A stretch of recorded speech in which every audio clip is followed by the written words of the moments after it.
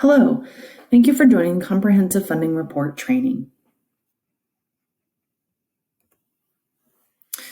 The training objectives of this presentation are to allow participants an opportunity to review the 2020-2021 Comprehensive Funding Report, provide guidance on how to complete each worksheet within the report, and provide next steps regarding submission requirements in ISAM. Before working on the Comprehensive Funding Report, there are several documents that will need to be collected.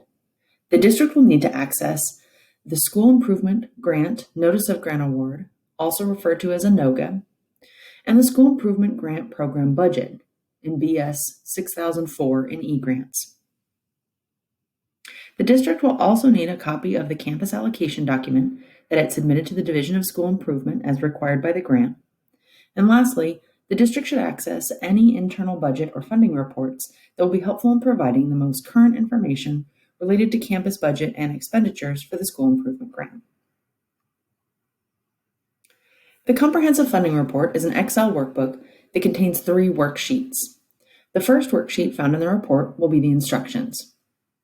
The second will be the Campus SI Grant Allocation, and the third worksheet will be the District SI Grant Budget. These worksheets can be found at the bottom of the Excel workbook as tabs. Let's take a look at each one of the worksheets to familiarize ourselves with the report.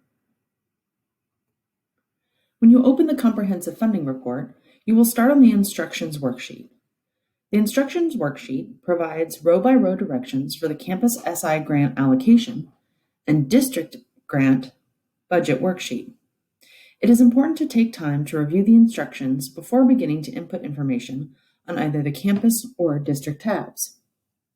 Also, as you fill out the workbook, please use the Instructions worksheet as a guide and resource for any questions you may have. The second worksheet, Campus SI Grant Allocation, is the main worksheet within the Comprehensive Funding Report. This worksheet will capture each campus's budget and expenditures for the 5 budget object codes listed in the grant: payroll, professional and contracted services, supplies and materials, other operating costs, and capital outlay.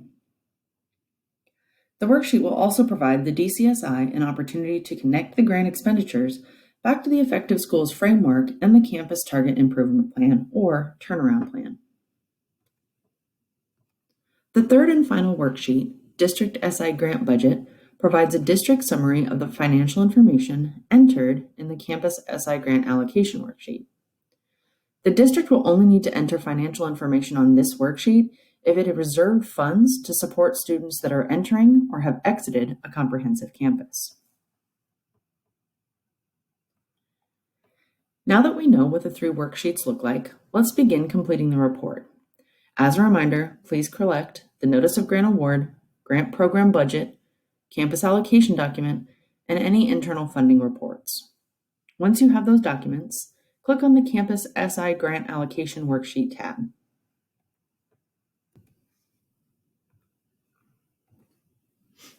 In the Campus SI Grant Allocation Worksheet, you will start at the top and work down throughout the page. Start by entering the district name, county district number, and District Coordinator of School Improvement in row 1. In the training example, I will be entering information for Texas ISD with CDN 123456 and who is supported by the DCSI Garrett Black. Next, enter the name of each campus awarded funds for the School Improvement Grant. Start by replacing the careted words campus name in cell C2 with the name of a campus supported by the grant. Districts can enter 1 to 20 campuses in this worksheet, depending on how many campuses the district is supporting. Districts do not need to enter campuses that it is supporting with the School Improvement Grant funds because of a feeder pattern system. These campuses will be addressed in the District SI Grant Budget worksheet. In the training example, I will be entering information for 2 campuses Texas ISD supports with the School Improvement Grant. First, in cell C2, you can see Texas Elementary, and then in cell D2, Texas Middle School.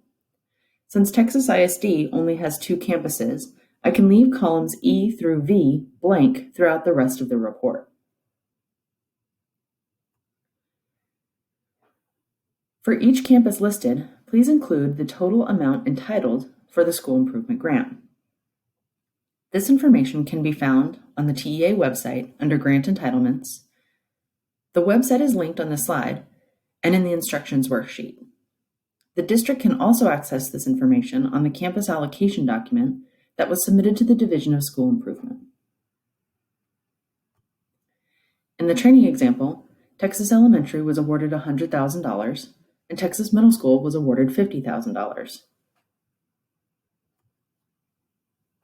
Next, enter the amount the district allocated to each campus. The district submitted this information to the Division of School Improvement on the campus allocation document. Please use this document to complete row 4 for each listed campus. If the LEA had carryover funds from the 2019-2020 SI grant that were allocated to one of the entitled campuses, the LEA can capture that information on row 4. If the LEA had carryover funds that were reserved at the LEA level, we will capture those funds on the District SI Grant Allocation tab. In the training example, Texas ISD allocated the entire award to Texas Elementary, and Texas Middle School reserved $10,000 of the entitlement to the LEA reserve. As a note, Texas ISD did not have carryover from the 2019-2020 grant. If the LEA reserved any amount of the campus award, this information will be placed on the District SI Grant Budget Worksheet, which we will discuss later in this training. In rows 5 and 6, the district will then enter the amount budgeted and expended for payroll for each of its campuses as of March 5, 2021. The district should use internal financial reports to determine these amounts, as this information is not reported to the Texas Education Agency by campus. In the training example, Texas Elementary has budgeted $25,000 for payroll, and current expenditures as of March 5, 2021 are $10,000. You will see that rows 7 and 8 automatically calculate with a percentage of budget spent and percentage of budget remaining. If the percentage of budget remaining is greater than 50%, the cell will highlight yellow to provide a visual cue that the campus must provide a rationale for how it will leverage the remaining funds to support student outcomes for the current school year. This rationale will be entered in rows 48 through 57 below. We'll go over this section later in the training.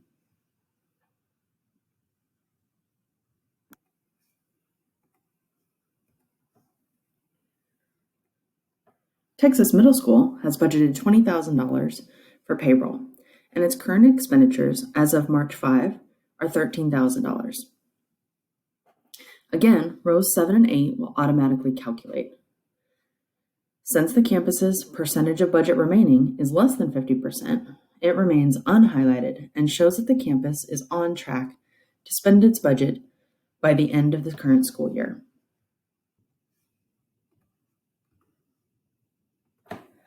The district will follow the same process in completing the professional and contracted services, supplies and materials, other operating costs, and capital outlay sections of the worksheet for each campus. If the campus did not budget or expend any amount, the LEA may put 0 in the corresponding cell or leave it blank. In the training example, you can see that Texas Elementary has budgeted $20,000 for professional and contracted services and has expenditures of $15,000. The campus has budgeted $30,000 and spent $12,000 on supplies and materials. For other operating costs, $6,400, the campus has budgeted $25,000 and expended only $5,000. In capital outlay, the campus has not budgeted any funds to this object code. In budget object code 6100 payroll, 6300 supplies and materials, and 6400 other operating costs, the percentage of budget remaining is greater than 50%. The cells are highlighted yellow, and again, these budget object codes will need to be addressed in rows 48 through 57. In this training example, Texas Middle School is on track with its spending in each budget object code. Therefore, the campus will not need to address any issues in rows 48 through 57.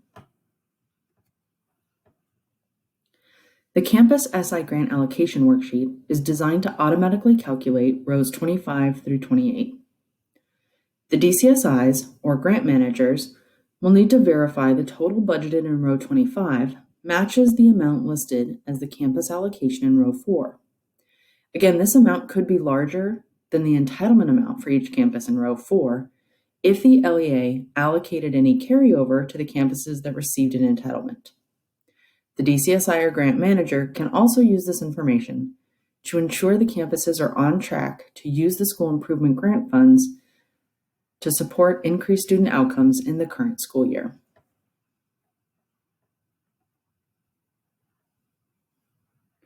After completing the budget portion of the worksheet, the DCSI will enter the ESF prioritized focus areas for each comprehensive campus. Starting on cell C29, the DCSI will select yes or no for each essential action by clicking on the arrow and then selecting the appropriate response. This information should match the campus's targeted improvement plan. As a reminder, the foundational essential actions are as follows.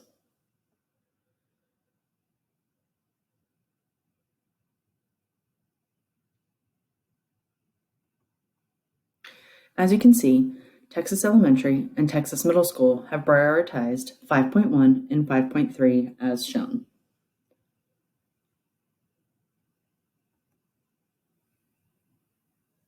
To ensure the campus is using the school improvement grant to support student outcomes, the DCSI should provide a narrative describing how grant expenditures support the campus's targeted improvement plan or turnaround plan.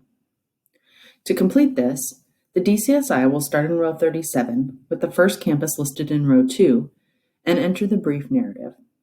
The DCSI will then move to row 38 for its next campus and continue the process for each of its campuses. If the school improvement grant supports more than 10 campuses, then the DCSI can add rows after row 46 by right-clicking on row 47 and then clicking Insert. If rows are inserted, the DCSI will have to manually enter the campus name. In the training example, the DCSI has provided narratives for both Texas Elementary and Texas Middle School.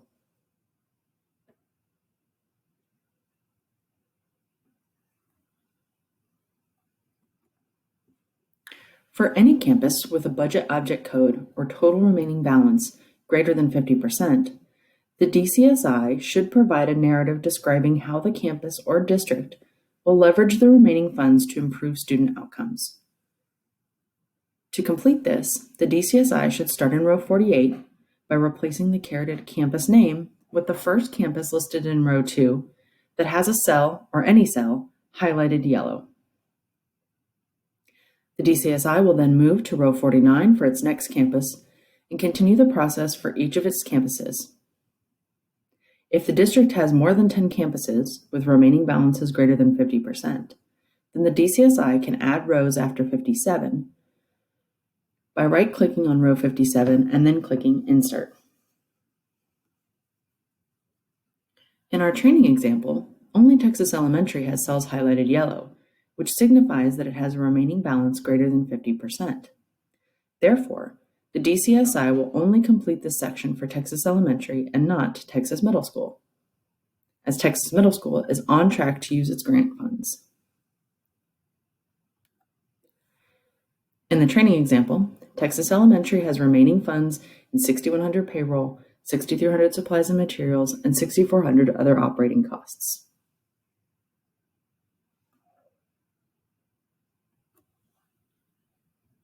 Now that the Campus SI Grant Allocation Worksheet is complete, the district can move to the District SI Grant Budget Worksheet.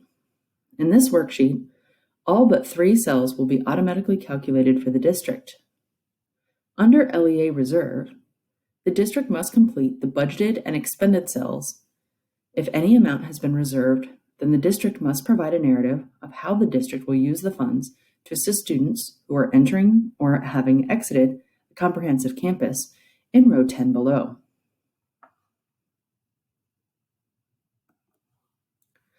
Texas ISD reserved funds to support student outcomes in Domain 3. In this example, Texas ISD budgeted $10,000 in cell B4 and had expenditures of $6,000 in cell B5. This causes cells B6, 7, and 8 to automatically calculate. Please note that an LEA may only reserve up to 50% of the school improvement grant at the LEA level. If the percent of total budget is greater than 50%, then this cell will highlight red, indicating this is unallowable by grant guidelines. Additionally, the LEA is able to budget 60% of total grant funds in budget object code 6100 payroll. If cell D6 is greater than 60%, that cell will highlight red, again indicating that this is unallowable by grant guidelines. Since the district reserved funds, it must complete the narrative section in row 10. In this example, the district is using the $10,000 to provide tutorials to 9th grade students that transitioned from the middle school campus with significant reading gaps. The District SI Grant Budget Worksheet should also be considered as a resource for the district as it tracks the budget and costs associated with the school improvement grant. As a reminder, this is a one-year grant intended to serve students currently or formerly on a comprehensive support campus. The district should make every effort to spend down all funds within the current school year to support student outcomes in Domain 3. In this example, the district can quickly identify which budget object code it is primarily relying on to support its students. In this case, payroll 6100 with 30% of the total budget. The district can also identify which budget object codes might need to be targeted for drawing down or identified as a potential amendment by glancing at the percentage of budget remaining. In this example, the district will need to focus on leveraging 6300 supplies and materials costs and 6400 other operating costs.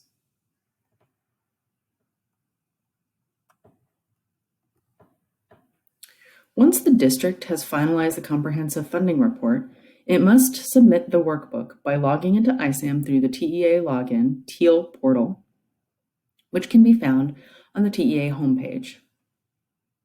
Once in ISAM, the district will navigate to the State Accountability tab and select the district link to access the Comprehensive Funding Report submission portal. This was named as a challenge last year, and we've updated where the submission portal is located, so LEAs only need to submit one copy of the Comprehensive Funding Report and not one for each campus.